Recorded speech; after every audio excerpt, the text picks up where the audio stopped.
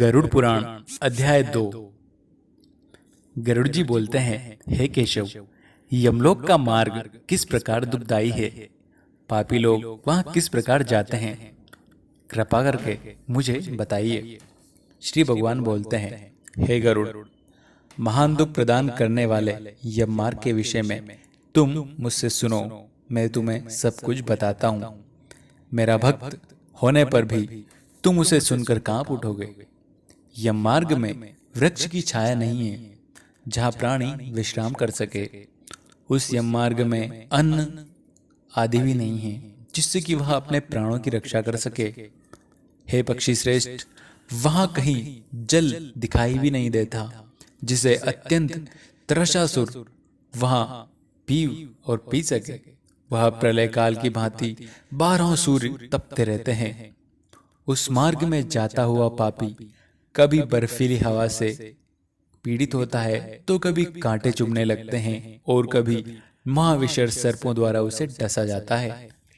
वह पापी कहीं सिंहों, व्याघ्रों और भयंकर कुत्तों द्वारा काटा जाता है, कहीं बिच्छुओं द्वारा डसा जाता है, तो कहीं उसे आग से जलाया जाता है, तो कहीं अति भयंकर महान असी पत्रवन नामक नरक में उसे ढकेल दिया जाता है, जो 2000 योजन विस्तार वाला कहा गया है। वह वन कौवों, उल्लुओं, गिद्धों, सरघों एवं डांसों से व्याप्त है। उसमें चारों ओर दावाग्री व्याप्त है। असी पत्र नामक वह जीव छिन्न भिन्न होकर उसे काटता रहता है। कहीं अंधे कुएं में गिरता है तो कहीं विकट पर्वत से गिरता है, कहीं छुए से तार पर चलता है तो कहीं किलों के ऊपर चलता है, कहीं घने अंधकार में गिरता है तो कहीं उग्र जल में गिर जाता है, कहीं झोंकों से भरे हुए कीड़ों में गिरता है तो कहीं जलते हुए कीचड़ में गिर जाता है, कहीं तपती हुई बालू में व्याप्त है तो कहीं धधकते हुए ताम्रमय मार्ग है, कहीं अंगार की राशि है और कहीं अत्यधिक धुएं से भरे हुए मार्ग है। उस पर उसको चलना पड़ता है।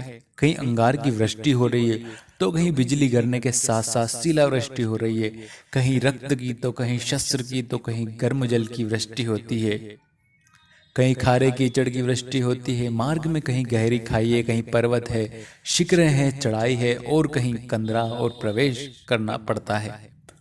वहां मार्ग में कहीं घना अंधकार है तो कहीं दुख से भरी चट्टानें हैं, कहीं चढ़ी जाने योग्य शिलाएं हैं जिस पर कभी नहीं चढ़ा जा सकता लेकिन उस पर उसको चढ़ना पड़ता है। कहीं मवाद, रक्त तथा विष्ठा से भरे हुए तालाब है। यह मार्ग के बीचों बीच अत्यंत उग्र और घोर वैतरणी नदी बहती है। वह देखने पर दुखदायी तो है लेकिन उससे दुखदायी कुछ नहीं है। उसे देखकर आश्चर्य भी होता है। उसकी वार्ता भी भय पैदा कर देती है। इतनी खतरनाक वैतरणी नदी होती है। वह 100 योजन चौड़ी है। उसमें पीप और मवाद भरा रहता है जो शोणित रक्त बहते रहते हैं। हड्डियों के समूह के तट बने हुए, अर्थात उसके तट पर हड्डियों का ढेर लगा रहता है। मांस और रक्त से कीचड़ वाली वह नदी दुख से पार करने वाली है। अथाह गहरी और पापियों द्वारा दुख पूर्वक पार की जाने वाली यह नदी केश रूपी सेवार से भरी होने के कारण दुर्गम है। वह विशालकाय घड़ियालों से व्याप्त है और सैकड़ों प्रकार के घोर पक्षियों से आवृत है। हे गरुड़, आए हुए पापी देखकर वह नदी ज्वाला और धूम के समान कड़ाह में रक्ते की घृति भनभनाट करने लगती है। खिलौनों की भांति वह व्यक्ति को अपने अंदर समा लेती है। वह नदी सुई के समान मुख वाले भयानक कीड़ों से चारों ओर व्याप्त है। वज्र के समान चोंच वाले बड़े बड़े गिद्ध एवं कौवों से घिरी हुई है। वह नदी शिशुमार मार्ग से जोंक, मछली, कछुए तथा अन्य मांस भक्षी जलचर उसमें रहते हैं जीवों से भरी पड़ी है। उसके प्रवाह में गिरे हुए बहुत से पापी रोते चिल्लाते, अरे भाई, आहा पुत्र, ए तात, इस प्रकार कहते हुए बार बार विलाप करते हैं। भूख और प्यास से व्याकुल होकर पापी जीव रक्त का पान करना पड़ता है। यह नदी झाग पूर्वक रक्त से प्रवाह होकर व्याप्त महाघोर, अत्यंत गर्जना करने वाले, देखने में दुख पैदा करने वाले तथा भयावह है। इसके दर्शन मात्र से ही पापी चेतना शून्य हो जाता है। बहुत से बिच्छू तथा काले सर्पों से व्याप्त उस नदी के बीचों बीच गिरे हुए पापी की रक्षा करने वाला कोई भी नहीं मिलता है। उसके पाप सैकड़ों हजारों भवरों में पकड़कर पापी पाताल में ले जाते हैं। क्षण भर पाताल में रहने से एक क्षण में ही उसको ऊपर भेज देते हैं। हे खग, वह नदी पापियों के गिरने के लिए ही बनाई गई है। उसका पार नहीं दिखता। वह नदी बहुत ही भयावह दिखती है। वह नदी झागपूर्ण रक्त से प्रवाह व्याप्त महाघोर अत्यंत गर्जना करने वाले, देखने वाले, दुख पैदा करने वाले भयावह है। उसके दर्शन मात्र से ही पापी चेतना शून्य हो जाता है। बहुत से बिच्छू तथा काले सर्पों से व्याप्त उस नदी के बीच में गिरते हुए पापियों की रक्षा करने वाला कोई नहीं होता है। उसमें सैकड़ों हजारों भंवर में पड़कर पापी पाताल में चले जाते हैं और क्षण भर में पाताल में रहते हैं और एक ही क्षण में वह ऊपर चले आते हैं। हे खग, वह नदी पापियों के गिरने के लिए ही बनाई गई है। उसका पार नहीं दिखता। वह अत्यंत ही दुखपूर्ण, तैरने योग्य नहीं है। उसमें तैरा नहीं जा सकता। इस प्रकार बहुत प्रकार के क्लेशों से व्याप्त अत्यंत दुख प्रद यम मार्ग रोते चिल्लाते हुए दुखी पापी जाते हैं। पापी मांस से बंधे होते हैं और कुछ अंकुश में फंसाकर खींचे जाते हैं और कुछ शस्त्र के अग्रभाग में पीठ में छेदते हुए ले जाए जाते हैं। कुछ नाक के अग्रभाग में लगे हुए पाश और कुछ कान में लगे हुए पास से खींचते हुए ले जाया जाता है। कुछ काल पास से खींचे जाते हैं तो कुछ कौवों की नोकों से खींचे जाते हैं। वे पापी गर्दन, हाथ तथा पैर के जंजीर में बांधे हुए तथा अपनी पीठ पर लोहे को बांधते हुए ढोते हुए गधे की तरह मार्ग पर चलते हैं। अत्यंत घोर यमदूतों के द्वारा समुद्र में पीटे जाते हुए, मुख से रक्त वमन करते हुए, वह वमन किए हुए रक्त को पुनः पीते हुए जाते हैं। उस समय अपने दुष्कर्मों को चोंचते हुए सोचते हुए प्राणी अत्यंत ग्लानि का अनुभव करता है और अति दुख होकर यमलोक चले जाते हैं। जो लोग धरती पर इस मनुष्य रूपी देह में अपने आप को शूरवीर समझते हैं, अपने अज्ञान, अपने जरा से अपमान से लोगों को मार देते हैं, वह वहां कुछ नहीं कर सकते, सिर्फ यातना सहने के अलावा। इस प्रकार यह मार्ग में जाता हुआ वह मंदबुद्धि प्राणी हाय पुत्र, हाय पुत्र, इस प्रकार के पुत्रों को पुकारते हुए हाय हाय कर विलाप करते हुए पश्चाताप की ज्वाला में जलता रहता है। वह विचार करता है कि महान पुण्य से संबंध से मनुष्य जन्म प्राप्त होता है। उसे प्राप्त कर भी मैंने धर्मचरण नहीं किया। यह मैंने क्या किया? मैंने दान नहीं दिया, अग्नि में हवन नहीं किया, तपस्या की नहीं की, देवताओं का पूजन भी नहीं किया, विधि विधान से तीर्थ सेवा भी नहीं की। अतः हे जीव, जो तुमने किया है उसका फल तुमको भोगना पड़ेगा। हे देही, तुमने ब्राह्मणों की पूजा भी नहीं की, देव नदी गंगा का सहारा नहीं लिया, सत्पुरुषों की सेवा भी कभी नहीं की, कभी भी दूसरे का उपकार नहीं किया। इसलिए हे जीव, जो तुमने किया है अब उसी का फल तुमको भोगना पड़ेगा।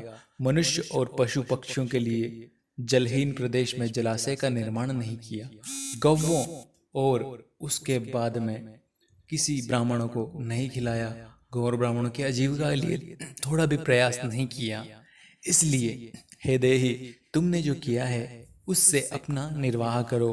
तुमने नित्य दान किया नहीं, गौओं से दैनिक भरण पोषण की व्यवस्था नहीं की, वेदों और शास्त्रों में वचनों को प्रमाण माना नहीं, पुराणों को सुना नहीं, विद्वानों की पूजा नहीं की। इसलिए हे देही, जो तुमने किया है उन्हीं दुष्कर्मों के फल अब तुम भोगो। नारी जीव भी पश्चाताप करते हुए कहती है, मैंने अपने पति का हित कर आज्ञा का पालन नहीं किया, पतिव्रत धर्म का कभी पालन नहीं किया और गुरुजनों को गुरु वोचित सम्मान कभी नहीं दिया।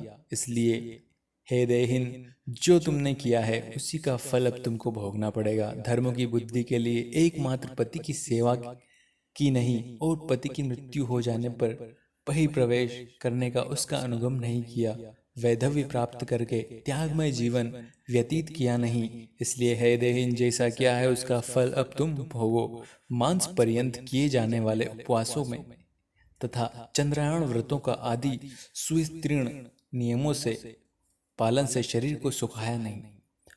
पूर्व जन्म में किए गए दुष्कर्मों से बहुत प्रकार के दुखों को प्राप्त करने के लिए नारी शरीर प्राप्त किया था। इस तरह बहुत प्रकार से विलाप करके पूर्व देही का स्मरण करते हुए मेरा मानव शरीर कहाँ चला गया, इस प्रकार चिल्लाता हुआ वह यम मार्ग में जाता है। तार्क्ष, इस प्रकार सहस्र दिन तक अकेले वायु वेग में चलते हुए 18वें दिन तक प्रेत सौम्यपुर में जाता है। उस रमणीय श्रेष्ठ सौम्यपुर में प्रेतों का महान गण रहता है। वहाँ पुष्पभद्र नदी और अत्यंत प्रिय दिखने वाला वड वृक्ष है। उस पुर में यमदूतों के द्वारा उसे विश्राम कराया जाता है। वहाँ दुखी होकर वह स्त्री पुरुष पौत्रों के द्वारा प्राप्त सुखों का स्मरण करता है। वह अपने धन, भृत्य और पौत्र आदि के विषय में जब सोचने लगता है तो वहाँ रहने वाले यम किंकर उसे इस प्रकार कहते हैं, तेरा धन कहाँ है, तेरा पुत्र कहाँ है, पत्नी कहाँ है, मित्र कहाँ है, बंधु बांधव कहाँ है। मूढ़ जीवन अपने कर्मोपार्जित फल का भोगने को मिलता है, इसलिए सुदीर्घ काल तक इस यम मार्ग पर चलो। हे परलोक के राही, तू यह नहीं जानता कि राहगीरों का बल और संबल पाथेय ही होता है। जिसके लिए तूने प्रयासों को किया था, तू यह भी कभी नहीं जानता था कि तुम्हें निश्चित ही उस मार्ग पर चलना होगा। यह मार्ग भयावह होता है। हे परलोक के राही, अब तू इस मार्ग पे चल। इस रास्ते पर कोई लेन देन नहीं हो सकता। यह मार्ग है बालकों के विविध रहता है। हे मनुष्य, क्या तुमने सुना नहीं? क्या तुमने ब्राह्मणों के मुख से पुराणों का वचन सुने नहीं? इस प्रकार कहकर मुद्दरों से पीटा जाता है और वह जीव गिरते पड़ते दौड़ते हुए बलपूर्वक पाशों से खींचा जाता है।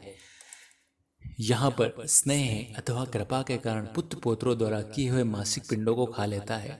उसके बाद वह जीव सोरीपुर और प्रस्थान कर लेता है। उस सोरीपुर में काल रूप में धारण करने वाला जंगम नामक राजा रहता है। उसे देखकर वह जीव भयभीत होकर विश्राम करना चाहता है। उस पुर में गया हुआ वह जीव अपने स्वजनों के द्वारा दिए हुए पैतराक्षी अन्न जल खाकर उस पुर को पार कर देता है।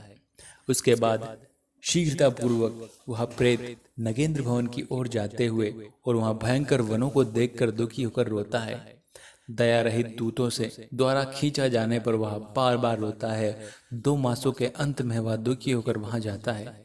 बांधुओं द्वारा दिए गए पिंड जल वस्त्र और उपभोग करके यम किंकरों द्वारा 5 से बार बार खींचकर पुनः आगे ले जाया जाता है। तीसरे मास में वह गंधर्व नगर में प्राप्त होता है और वहां त्रैमासिक पिंड खाकर आगे चलता है। चौथे मास में वह सेलामपुर और की ओर पहुंच जाता है और वहां प्रेत के ऊपर बहुत अधिक पत्थरों की वर्षा होती है। वहां चौथे मासिक पिंड को खाकर वह कुछ सुखी महसूस करता है। उसके बाद 5वें महीने में वह प्रेत क्रौंचपुर में पहुंच जाता है। क्रौंचपुर में स्थित प्रेत वहां बांधवों द्वारा हाथ से दिए गए 5वें मासिक पिंड को खाकर आगरे क्रूरपुर की ओर चलता है। 5.5 मास के बाद बांधुओं द्वारा प्रदत्त उष्मानिधि पिंड और घटदान में तृप्त होकर वह आगे की मुहूर्त तक विश्राम करने के लिए यमदूतों द्वारा डराए जाने पर दुख से कांपता हुआ उस पुर को छोड़कर चित्रभवन नामक पुर में पहुंच जाता है, जहां यम का छोटा भाई विचित्र नाम का राजा रहता है। उसके बाद उसको उस विशाल शरीर वाले राजा को देखकर वह जीव डरने लग जाता है। उसके बाद तब सामने आकर केतरीधीर उससे यह कहते हैं, हम इस महावैतरणी नदी को पार करने के लिए नाव लेकर आए हैं। यदि तुम्हारा इस प्रकार का कोई पुण्य हो तो इसमें तुम बैठ सकते हो। तत्वदर्शी मुनियों ने दान से ही वितरण यानी कि देना या बांटना कहा गया है। यह वैतरणी नदी वितरण के द्वारा ही पार की जा सकती है, यदि इसको वैतरणी कहा जाता है, इसीलिए यह वैतरणी। यदि तुमने वैतरणी गो का दान किया होगा तो नौका तुम्हें पास आ जाएगी, अन्यथा नहीं। उनसे ऐसे वचन सुनकर प्रेत हाय देव ऐसा कहता है। उस प्रेत को देखकर वह नदी खोलने लगती है और उसे देखकर प्रेत अत्यंत क्रदंत यानी विलाप करने लगता है। जिसने अपने जीवन में कभी दान नहीं दिया हो ऐसा पापात्मा उस वैतरणी में डूब जाता है। तब आकाश मार्ग से चलते वाले उस दूत उसके मुख में कांटे लगकर फंसी मछली की भांति उसे खींचकर पार कर लिया जाता है। लेकिन उस पीड़ा को असम्य है। वहां 60 मासिक पिंड खाकर अत्यंत भूख से पीड़ित होकर विलाप करता हुआ आगे के रास्ते में चलता है। 7वें मास के बाद महत्वपूर्ण नाम का आ जाता है। उसके बाद वहां अपने पुत्रों द्वारा किए गए 7वें मासिक पिंड को खाकर पक्षीराज वह जो है अपने मन में थोड़ी सी शांति महसूस करता है। हे पक्षीराज, उस पुर को पार कर वह दुखद नामक पुर को पहुंच जाता है। आकाश मार्ग से जाता हुआ वहां महान दुख को प्राप्त करके अत्यंत दुख में गंभीर डूब जाता है। वहां 8वें मास में दिए हुए पिंडों को खाकर आगे बढ़ता है और 9वां मास पूर्ण होने पर नाना ग्रंथपुर नाम में पहुंच जाता है। वहां क्रंदन करते हुए उन्हें भयावह क्रंदगणों को देखकर स्वयं शून्य हृदय वाला जीव दुखी होकर आक्रंदन करने लगता है। उस पुर को छोड़कर वह यमदूतों द्वारा भयभीत किया जाता है। 10वें महीने में अत्यंत कठिनाई सुतप्त भवन नामक नगर में पहुंचता हुआ वह पुत्रादि के पिंडदान से जलांजलि प्राप्त करके भी सुखी नहीं हो पाता है। सुखी कैसे होगा, पापी इतने किए हैं। भयभीत किया जाता हुआ 10वें महीने में अत्यंत कठिनाई को पहुंच जाता है। उसके बाद 11वें मास को पूरा होने पर वह रौद्रपुर को जाता है और रौद्रादि द्वारा दिए हुए पुत्रादि द्वारा दिए गए एकादश पिंड को खाता है। 11.5 मास बीतने पर वह जीव पयोवर्षण नामक नगर में पहुंचता है। वहां प्रेतों को दुख देने वाले मेघ घनघोर वर्षा करते हैं। वहां उस पर दुख व प्रेत उष्णाब्दि श्राद्ध के पिंड को खाता है। इसके बाद वर्ष पूर्व होने पर वह शीताड्य नामक नगर में प्राप्त होता है। वहां भीम से भी 2 गुनी अधिक महान ठंड पड़ती है। शीत से दुखी तथा कृतिजुहा जीव इस आशा से दशों दिशाओं में देखता है कि शायद कोई हमारा बांधव हो जो हमारे दुख को दूर कर सके। तभी यम के दूत कहते हैं, तुम्हारा ऐसा पुण्य कहाँ है। फिर वार्षिक पिंड को खाकर वह धैर्य को धारण करना ही पड़ता है। उसके पास दूसरा कोई रास्ता नहीं रहता। उसके बाद वर्ष के अंत में यमपुर के निकट पहुंचकर वह प्रेत बहुतीपुर में जाकर हाथ पर हाथ में अपने शरीर को छोड़ देता है। हे पक्षी, पुनः कर्म भोग के लिए अंगुष्ठ मात्र वायु स्वरूप यातना देह को प्राप्त करके वह यमदूतों के साथ जाता है। कश्यपाचन जिन्होंने और्ध देही मरणकालीन दान नहीं दिए हैं, वे यमदूतों द्वारा दृढ़ बंधनों से बंधे हुए उत्कृष्ट कष्ट यमपुर को जाते हैं। एक आशगामी धर्मराजपुर में 4 द्वार हैं, जिनमें से दक्षिण द्वार में मार्ग की तुमसे वर्णन करता हूँ। इस भयंकर मार्ग में भूख प्यास और श्रम से दुखी जीव जिस प्रकार जाते हैं वह सब मैंने बता दिए हैं। अब और क्या सुनना चाहते हो। इसके बाद गरुड़ पुराण का अगला अध्याय हम दूसरे वीडियो में बनाएंगे। यह अध्याय समाप्त होता है।